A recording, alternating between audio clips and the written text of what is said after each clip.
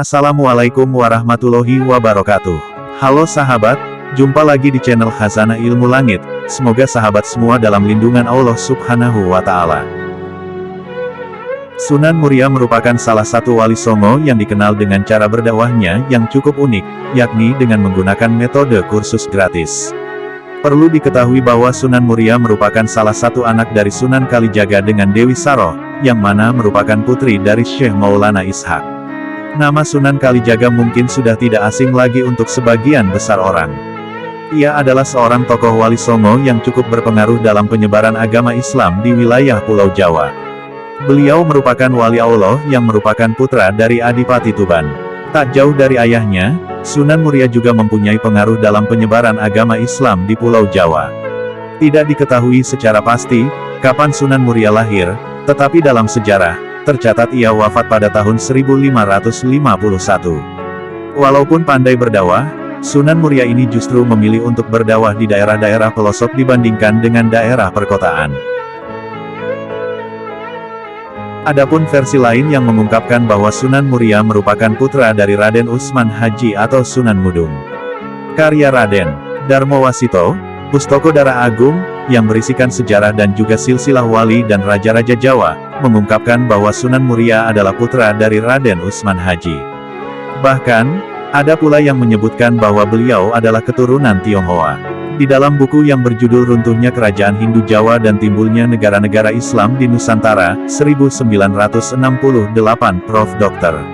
Slamet Muljana mengungkapkan bahwa ayah dari Sunan Muria, Sunan Kalijaga, tidak lain adalah seorang kapiten Tionghoa bernama Gansi. Sunan Muria ini disebut tidak pandai berbahasa Tionghoa karena telah berbaur dengan suku Jawa.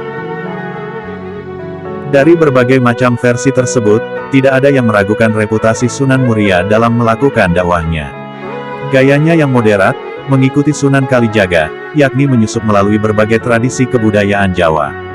Misalnya saja, adat kenduri yang dilakukan di hari-hari tertentu setelah kematian seseorang, seperti Nelung Dino hingga Nyewu, yang tidak diharamkannya. Hanya saja, tradisi yang berbau klinik seperti membakar kemenyan atau menyuguhkan sesaji diganti dengan berdoa ataupun sholawat. Selain itu, Sunan Muria juga berdakwah melalui berbagai macam kesenian Jawa. Misalnya, saja menciptakan macapat, lagu Jawa, lagu Sinom dan juga Kinanti yang dipercaya sebagai karya Sunan Muria, yang hingga kini masih lestari. Melalui tembang-tembang tersebut, ia mengajak umatnya untuk mengamalkan ajaran Islam.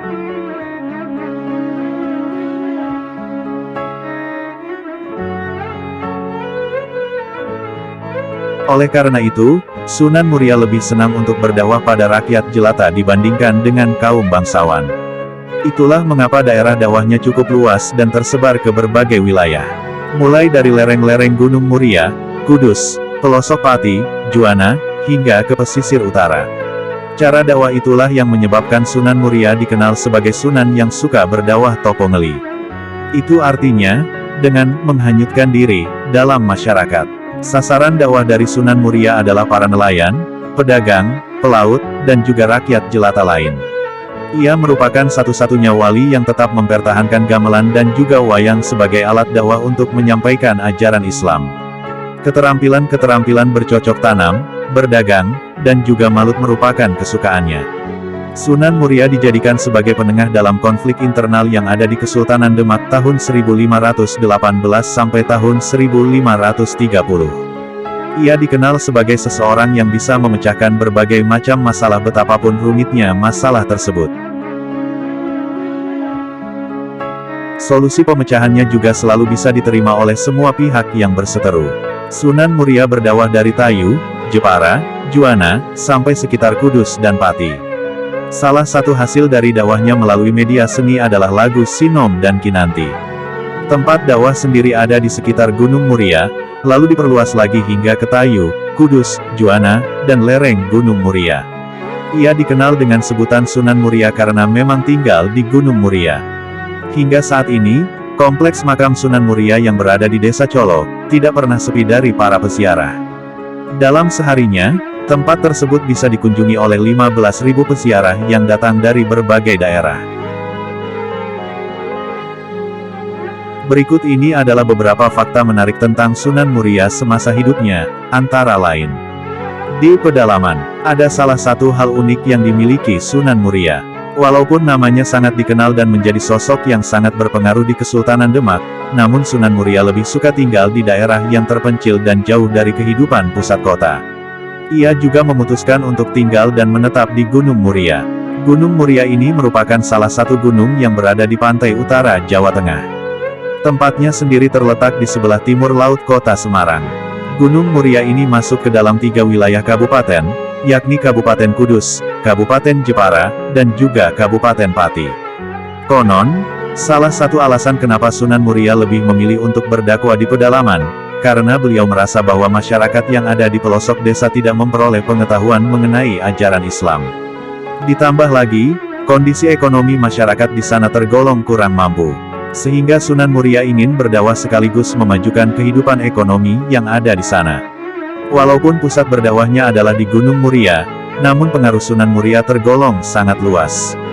Dakwahnya bahkan bisa mencapai daerah Tayu, Jepara, Juwana, dan juga daerah sekitar Kudus. 2. Memodifikasi tradisi budaya Jawa lama. Masyarakat Jawa yang pada saat itu mempunyai tradisi budaya yang cukup kental, membuat ajaran Islam sulit untuk diterima. Oleh sebab itu, Sunan Muria yang mempunyai toleransi tinggi juga memodifikasi tradisi lama Jawa kuno dengan ajaran Islam. Jadi, dapat dikatakan jika Sunan Muria tidak berdakwah secara hitam putih. Ia melakukan akulturasi budaya Jawa dengan ajaran Islam. Salah satu strateginya yaitu dengan memodifikasi tradisi sesajen. Masyarakat Jawa yang pada waktu itu kebanyakan menganut agama Hindu, Buddha, dan juga animisme diajarkan untuk tidak lagi mempersembahkan makanan kepada roh para leluhurnya, tapi membagikan makanan kepada tetangga yang ada di sekitarnya. Oleh sebab itu, jika ada orang yang punya hajat, maka mereka bisa mengumpulkan tetangga dan mendoakan para leluhur bersama dengan cara Islam. Masyarakat setempat pada saat itu menamainya dengan tradisi kenduri. Tradisi tersebut sekarang lebih dikenal dengan istilah kirim doa yang dilakukan sebelum bulan Ramadan, sebelum acara pernikahan, sampai sebelum melakukan acara besar lainnya. Tujuannya sendiri yaitu masih sama, mendoakan para leluhur atau sanak saudara yang telah meninggal dunia. Akan tetapi, tidak menyajikan sesajen, melainkan mengirimkan doa dengan membacakan ayat-ayat Al-Quran dan juga sholawat. 3. Memberikan kursus keterampilan gratis. Sunan Muria dikenal dengan cara dakwahnya yang dapat dikatakan berbeda dengan metode dakwah lainnya. Di mana beliau memilih metode berdakwah dengan memberikan kursus gratis kepada para masyarakat setempat.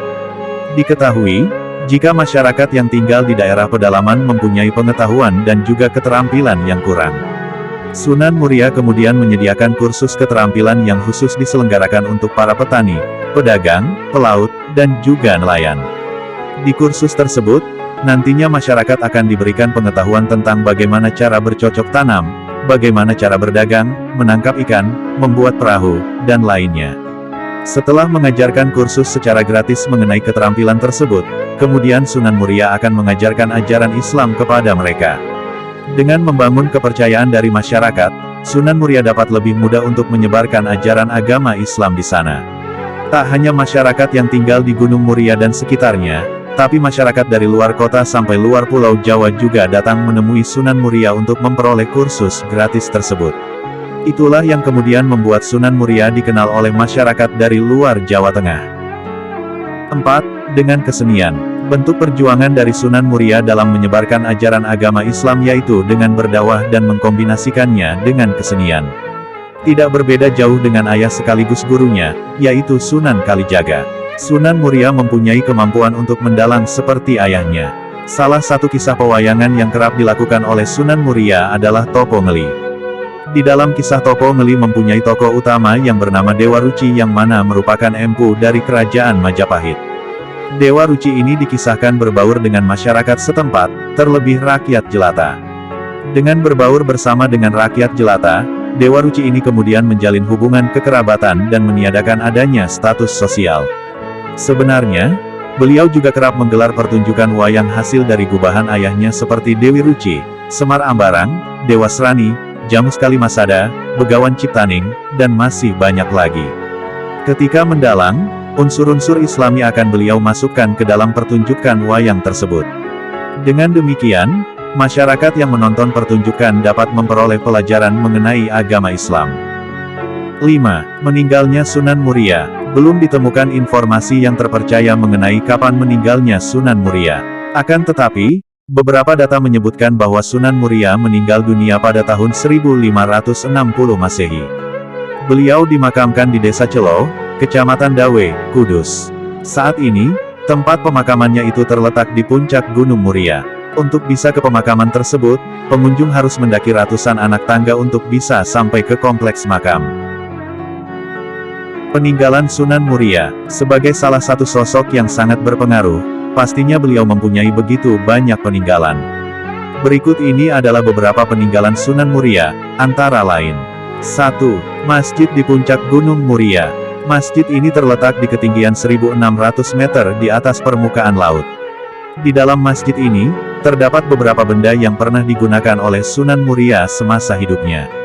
Untuk bisa mencapai masjid ini, pengunjung harus berjalan kaki sejauh 3 km. Masjid ini sudah mengalami perubahan berkali-kali, tetapi beberapa bagiannya masih dipertahankan hingga saat ini.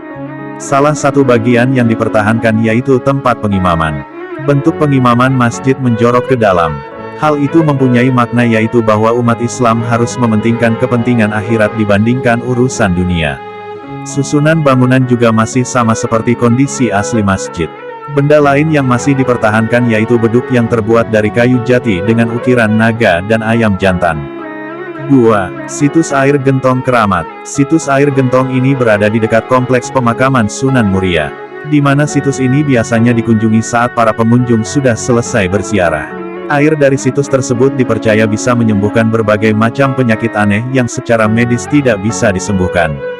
3. Parijoto. Parijoto merupakan buah yang mempunyai ukuran sebesar kacang tanah, berwarna merah muda ketika masih mentah, dan akan berwarna hitam jika sudah matang, serta mempunyai rasa yang asam.